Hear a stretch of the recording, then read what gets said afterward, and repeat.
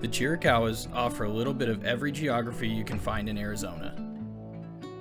Desert canyons, rolling grasslands, mountain peaks, and rocks very similar to the Sedona area.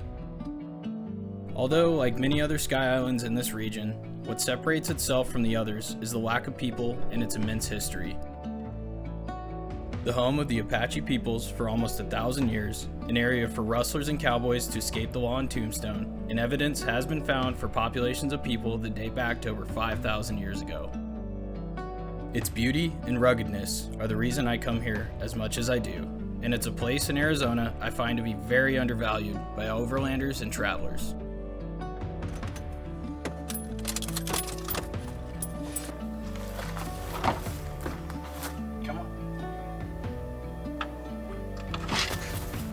Howdy, my friends. Welcome back to another one. I appreciate y'all joining me on another one of these adventures. I know I talked to some of you on my Patreon, and you're probably expecting a different location and a different video. And yeah, I did end up changing locations this weekend. I was planning to go up north of Morenci and explore this huge stretch of land. But last night, I checked the Weather Channel, and it's still 100 degrees up there. We're getting a really gnarly heat wave coming through southern Arizona at the moment, and I'm just so tired of this heat, so I figured out what a better place to come than the Chiricahuas. So I am right now in probably one of my favorite places in the entirety of the state. I'm just south of the Chiricahuas, kind of at the foothills. They're kind of off this way. The whole mountain range is due north of me. I'm in Rucker Canyon. If you follow me way back, I did a video in this whole canyon, you know, kind of exploring up and down these roads. I've been all over this spot. And I've always just been really infatuated with these mountains. It's beautiful this time of year. Weather's great. It's a little warm down here. We're at about 5,500 feet. So as I expected, it's hot, but that's okay because tomorrow we're going to go up into the mountains. And I said this is not a solo mission. I'm just out a day early. I have a new face joining us to the channel. He's coming in tomorrow, and we're going to go all over this place. I mean, I'm going to take you guys down every single road I can possibly find in the next 3 days and just cover the expanse of this mountain range as best as I can. I'm not sure why I'm so infatuated with this area, but it could be, you know, it was one of the first places I ever actually did a multi-day trip. Way back in like 2017, I came out here with a bunch of Tucson Tacoma World guys, and we got down out here, and it was a good time. And I've just always, every year I try to come back because it's just such a special place, and it's quiet. There's no one out here, so you really can't beat that. Now, I gotta tell you guys, I was not expecting the last video I put out to do as well as it did. And sort of have the reactions it did. It was more of my monologue where I kind of opened up, told you guys more of my story, that sort of thing. And I just want you guys to know how much I appreciate you and all the support you give. I wanted to touch on a more personal side with you, and I feel like I was able to accomplish that. A lot of you know me better, and I feel like I know some of you better. A lot of you have been around for a long time. So I just want you guys to know your support really goes a long way with me. I couldn't do this without you guys, and your positive comments, they really help, and they contribute to more of these adventures because it just makes me want to get out and do it more for you and bring you guys just that wholesome off-roading, camping type sort of adventure. So keep it up, guys. I appreciate you.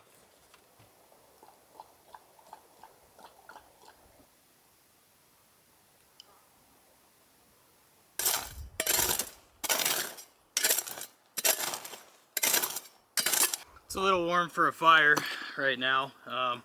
Still probably 80 degrees. It's fairly toasty in this canyon, which I was expecting. That's all right. I just really miss having a fire, and the mosquitoes are really bad, so I'm gonna get some smoke going and see if I can keep them away. This is a terribly brushy, grassy area, so I'm gonna build a big wall around this, try to keep the flame low tonight.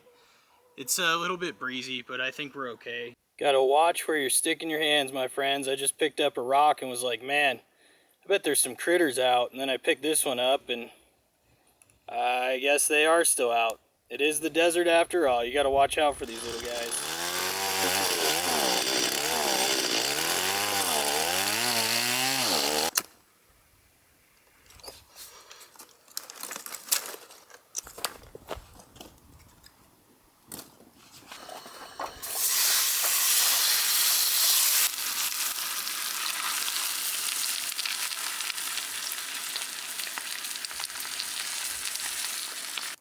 Got 2 hard-boiled eggs and almost a pound strip loin. Strip loin kind of sucks, but hey, meat is meat.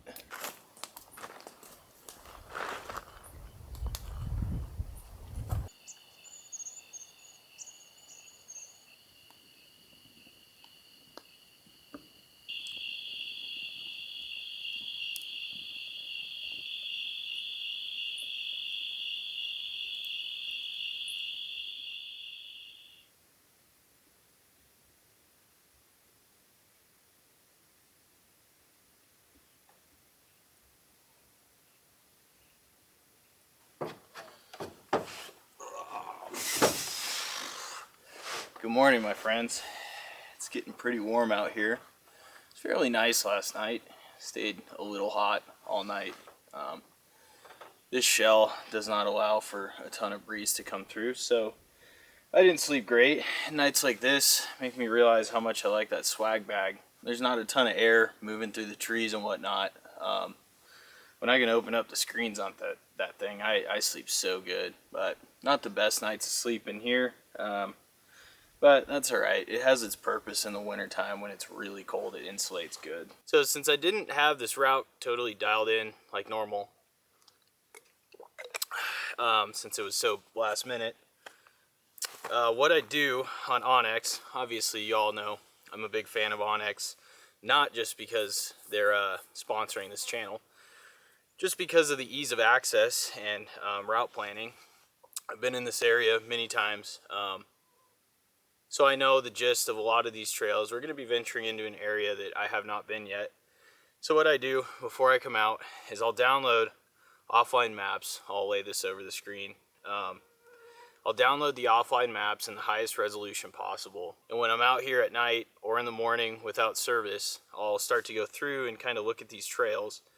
And Onyx, their satellite imaging has really good resolution. And when you download it in the highest resolution possible for your offline, you can zoom in, and since most of these trails out here are just kind of that yellow highlighting that have not been recorded, which I prefer, you can zoom in on these trails and you can really tell, you know, how wide is this 2-track? Is there a ton of brush covering it?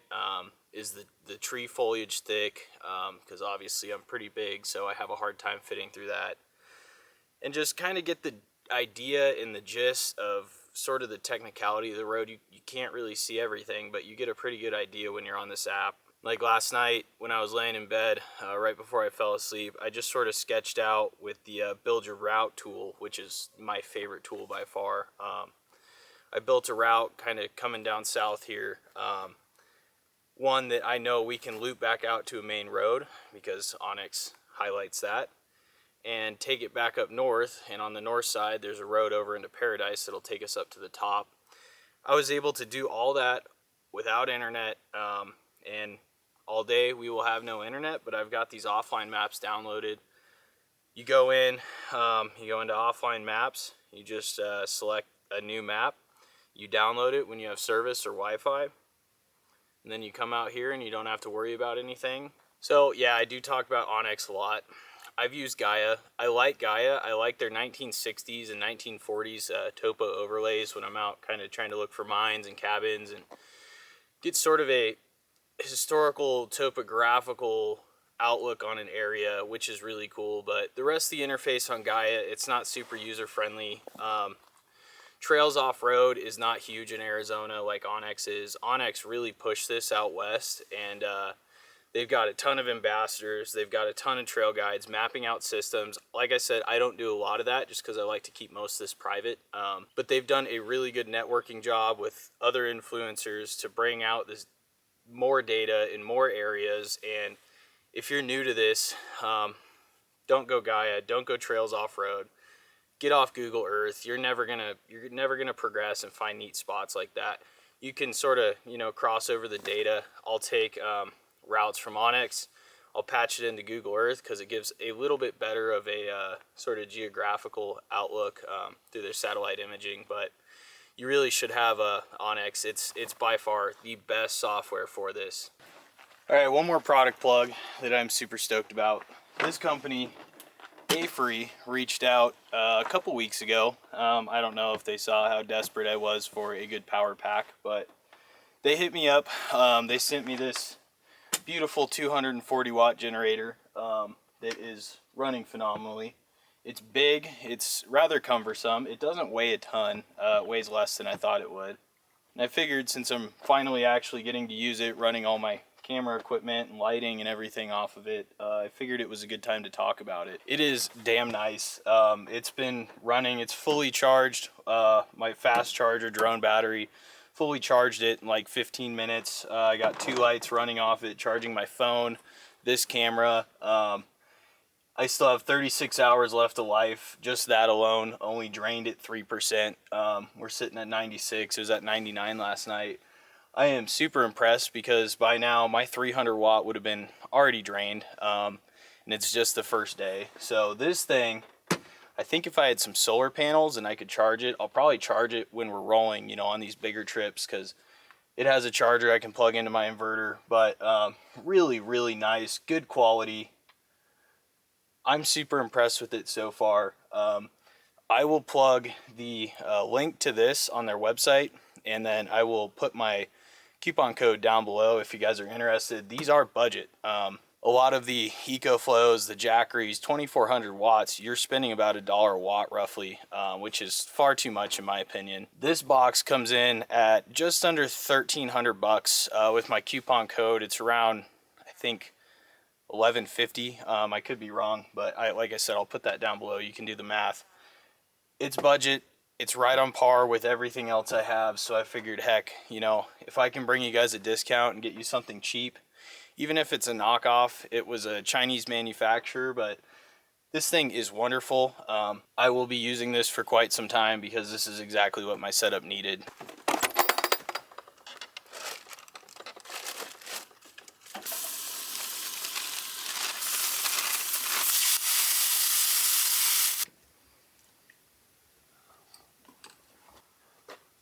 Got the fire dead out, put it out last night, poured and stirred. Got this nice fire ring built for the next guy. Got a bunch of cut up firewood for him too. Someone left a bunch of water bottles and trash down here, so picked all that up. I have one rule of thumb: let's leave a camp spot better than you found it. Pick it up, clean it up, make it look good.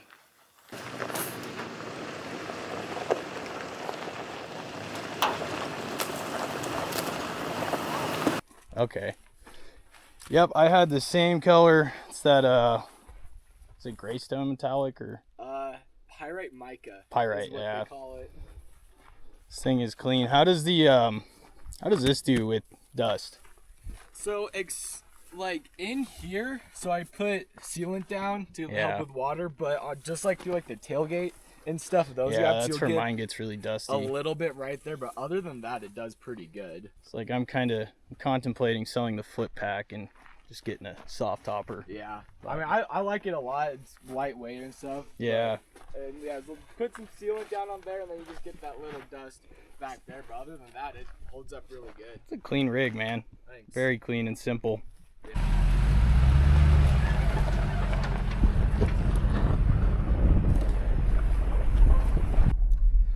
So we're rolling out of camp, made pretty good rendezvous time with Austin. He got in earlier than I was expecting, so we're getting out of here. It's only 8:30, which is good. We have plenty of time in the day.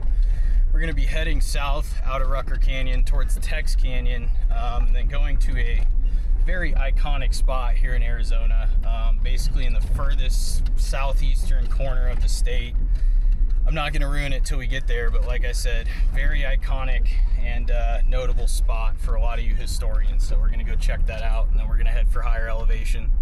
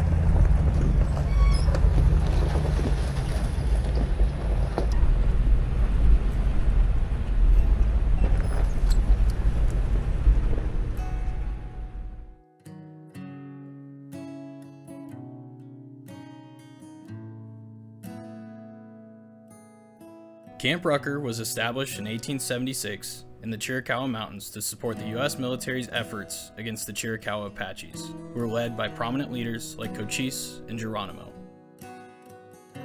The camp aimed to secure the area and suppress the Apache resistance to American encroachment on their homelands. Throughout the 1880s, the U.S. Army engaged in various campaigns to subdue the Apaches, culminating in Geronimo's surrender finally in 1886. Camp Rucker was the foothold of U.S. military between New Mexico and Tombstone and played an integral role in bringing in U.S. laws and values to the region. Many notable military figures served at Camp Rucker during its time, including General George Crook, who played a key role in the Apache Wars, and General Nelson Miles, who was involved in the final campaigns against the Apache, including Geronimo's surrender. And without Colonel John G. Burke, there would not be the extensive documentations of conflicts we have today.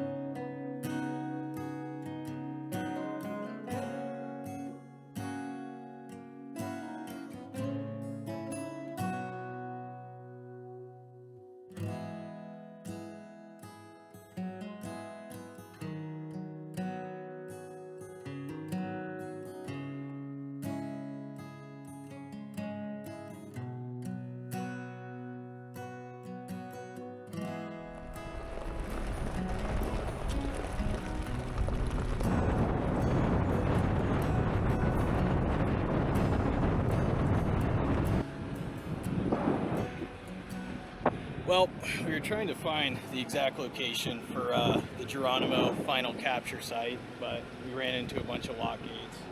Howdy! This big pillar behind me is sort of the monument for Geronimo and his capture. The actual capture site is way down in Skeleton Canyon, but we ran into multiple lock gates, no trespassing signs, so I don't exactly know how you access that, but this is as good as we're gonna get.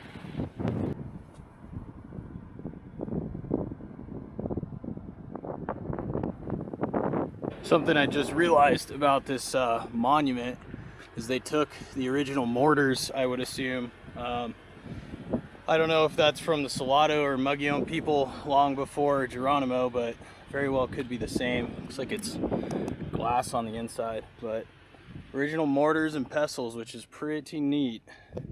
I'm bummed we can't get to the actual location. I had the exact coordinate to get there.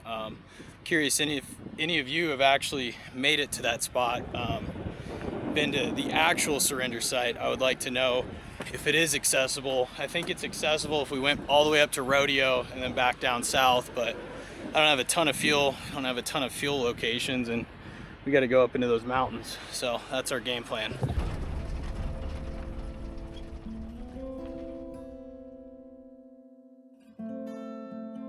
Geronimo's final capture occurred on September 4th, 1886, after a long and intense campaign by U.S. military. Following years of resistance against U.S. encroachment, Geronimo and a small group of his Apaches evaded capture in the Sierra Madre Mountains in Mexico. However, General Nelson Miles led a relentless pursuit, employing both military tactics and negotiations with the Apache leader. Faced with dwindling supplies and allies and pressure from U.S. forces, Geronimo ultimately surrendered at Skeleton Canyon just south of us now.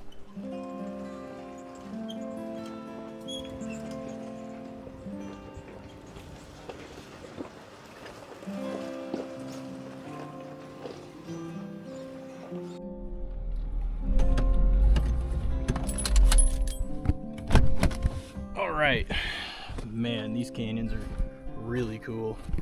We worked way up from that gate. Was kind of cattle holding area. We are way up this canyon, like 4 or 5 miles. Not as rough as I was expecting, but this spot we're at now, it's called Blevins Draw, and I'm not sure if that has any relevance to the Blevin family of the Pleasant Valley Wars, but that family was in Arizona for a long time and very big, so it's very possible, although it was substantially further north than where we are now. It was time to catch some shade, take a little break, fill our waters back up. It's like 95 right now, it's pretty toasty, and then as you can see, we have some clouds rolling in behind us, so hopefully we'll get a little shade up at higher elevation here soon and try to get in there and get a camp spot before anyone else does.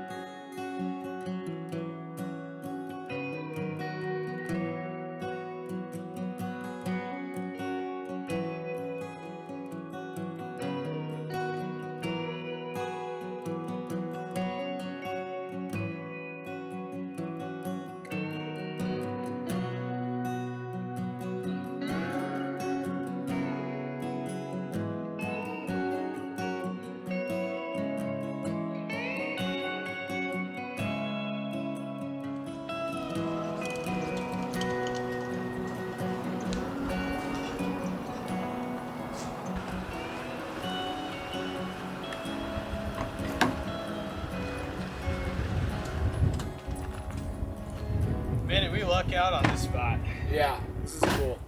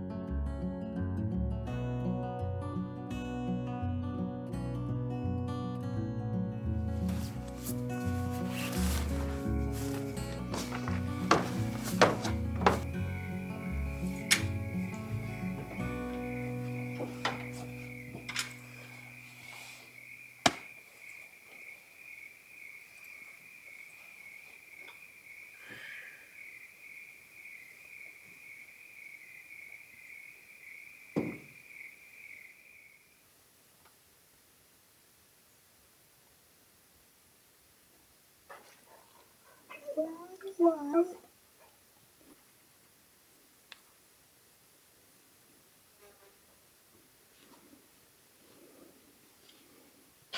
morning, guys. I haven't mentioned it the last couple trips, but now it's starting to worry me a little bit. Seems like every time this guy shows up, he doesn't actually get invited. Just kind of shows up in the middle of the night, totally unaware of our whereabouts, somehow finds us. I think he's tracking my IP, but yeah, he doesn't actually get invited. He just shows up. Hey, Johnny. Every time. Good morning, Johnny. Say hello to YouTube, Johnny. The best spots ever if you ever want to see him. Follow and subscribe. Yeah. I don't really even know this guy, honestly. He just shows up. We're going to a different spot? We're going up and down a bunch of whoopies. You're gonna break it off. Oh, I'm fine with that. I should emphasize Johnny brought more food this weekend than he's ever brought in his life. He showed up with half a breakfast burrito, a cup of sriracha noodles, and some mystery meat that's been pre-seasoned. I've already eaten half the burrito, 1 cup of noodles. Now he's got meat and coffee.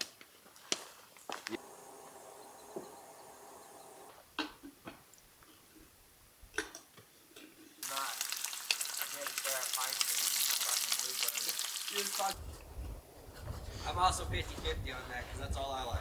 You don't even know where we are? Not really. I never do. I just follow you. That's what you're supposed to do. And then I go home.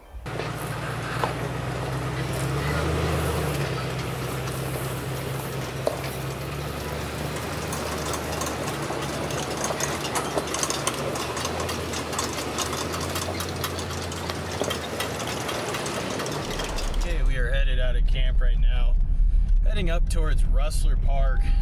The park is a pretty popular area for people to camp, but there's a road that continues on past it way up to a peak, so we're gonna go check that out right now, scope it for a potential camp spot later, and then we're gonna head back down through Paradise, go explore some more grassy lowlands area, and then try a little spur trail, see if it comes up to the top. A lot of these roads have been washed out from the fires, so I don't know if it's accessible, but we're gonna find out.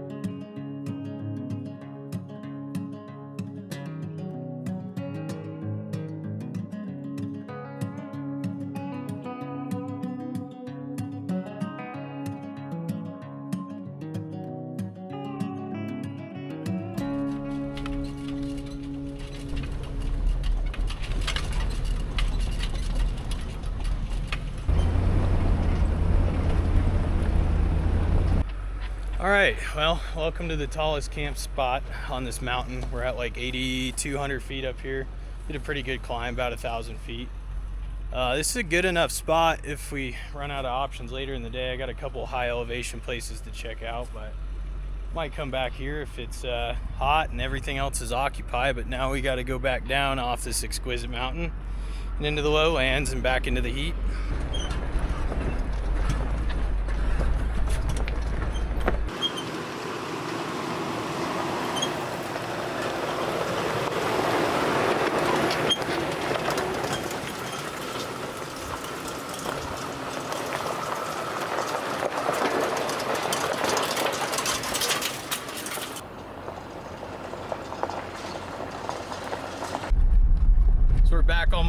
to the Portal and West Side Junction.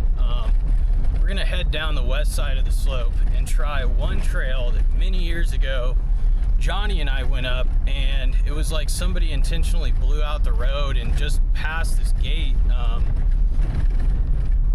There were all these weird trailers, old trailers that were covered in like the tank netting thrown over the top, and there was a number on the gate, and Johnny, I think, called and it said they saw us on trail cam. So kind of spooky, weird area. I'm not exactly sure what the camp is. The road is Methodist Camp Road, but it did not seem like a group of Methodists out there. So we'll see if that road is still in the same condition, and that one should take us over onto the east side down in the grassy flatlands. So fingers crossed it's open, because I didn't want to go all the way to the bottom, work up to the top, and then get stuck at a blown out road and have to go all the way down. So we're gonna find out here shortly. So we took a little pit stop because I knew before this road was washed out. This actually takes you all the way back up to the top, like Barfoot Park, but many years ago there were tons of rocks here. It does look like obviously someone's been driving over this, but to me, I'm kind of expecting there to be a lock gate from the top dropping down into this. So that's kind of what I was planning to do tomorrow, was come way down this road and exit from the top. But I guess we'll see tonight from the vantage point up top whether or not it is accessible.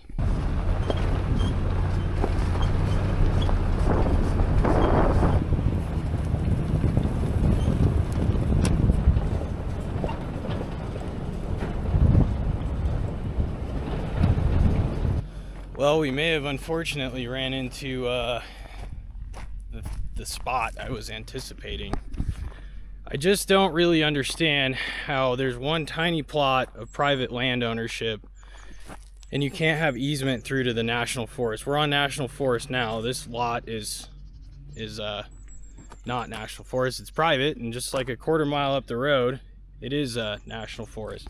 So I don't understand how they can put so many dang locks. But this happened before when we were up here years ago. I mean, this thing is padlocked. We got locks there, locks there. It's just kind of crazy. I don't know how they can prevent access like this, but big bummer. Back all the way up to the top, and then over the other side down to Portal we go again.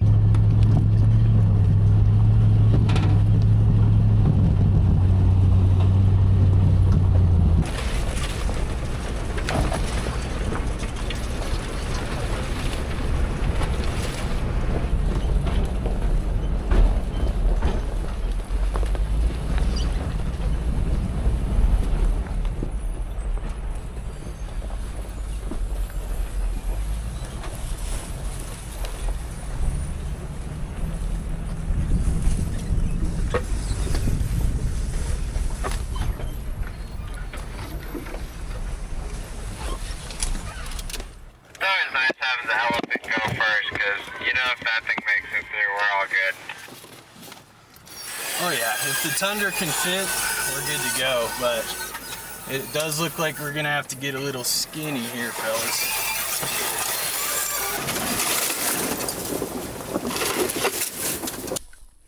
Johnny's 600 milligrams of caffeine ran out, so we had to drive all the way up this nasty shelf road just to get this man some coffee, because he gets a little bitchy when he's not full of caffeine, isn't that right? Caffeine!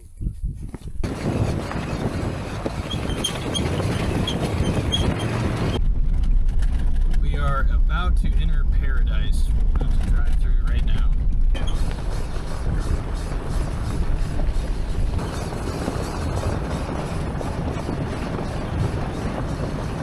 Come on now.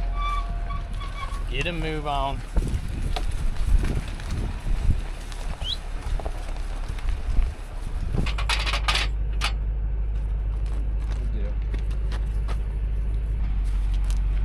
Cool. I'm gonna get ahead. Hey, don't fall and die. Yeah, okay.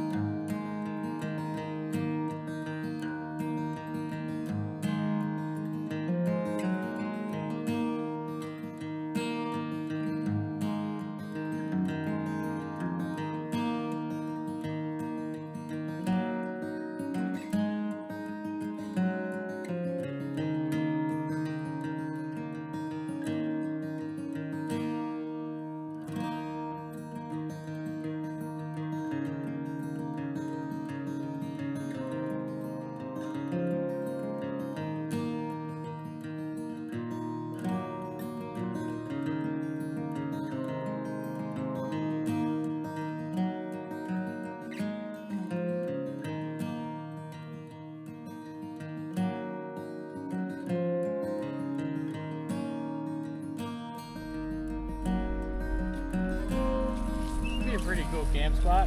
Yeah. This would be a really good spot if it was about 20 degrees cooler. It's probably 95 up here. You can see the Palencios way out there. That's like basically New Mexico. But I would love to camp here. It's pretty adequate for maybe 2 rigs, but we need some cooler temperatures. So we're gonna boogie out of here, find our spot up off one of those peaks up top, and call it a day. One of my absolute favorite things to do is just drive down these dead-end Forest Service roads out here in southern Arizona. You just really never know what you're gonna find at the end. Something about it, it's kind of intense because you don't know what the road's gonna turn into. You know, no one's tracked it, so not many people have been up here, and I can tell we were probably the first people in a very long time to use this road. So something that really just, I get a thrill out of. That's kind of why I like to do this. And this whole mission this weekend is just exploring these roads, seeing what the Chiricahua Range has to offer, and bring that sort of thing to you guys. At this point now, we've pretty much exhausted all the neat looking trails that I was able to find on Onyx. There's a few more finger trails up to the north. They're only like a half mile to a mile long.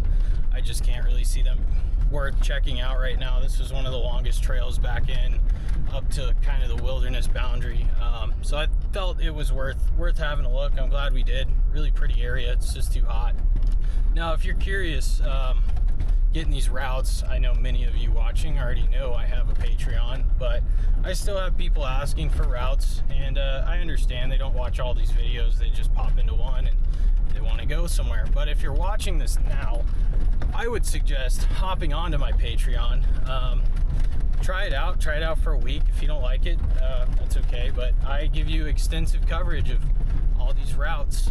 Every road we go down, every camp spot. I like to post potential camp spots for you guys to take with consideration. You can see them in the videos, and then you can come back out and you can see all these really awesome places that we're exploring. So if you haven't joined the Patreon yet, I would suggest you do so, and maybe give this a subscribe and a like if you don't mind. I'd appreciate it. And if you're already on my Patreon, you guys rock. I thank you so much for that. Huh? You were hauling some ass. Every time I looked back, I could see your cloud. Did you get some your 2-wheel fix in? Yeah. Good on that? Yeah. Big biker boy.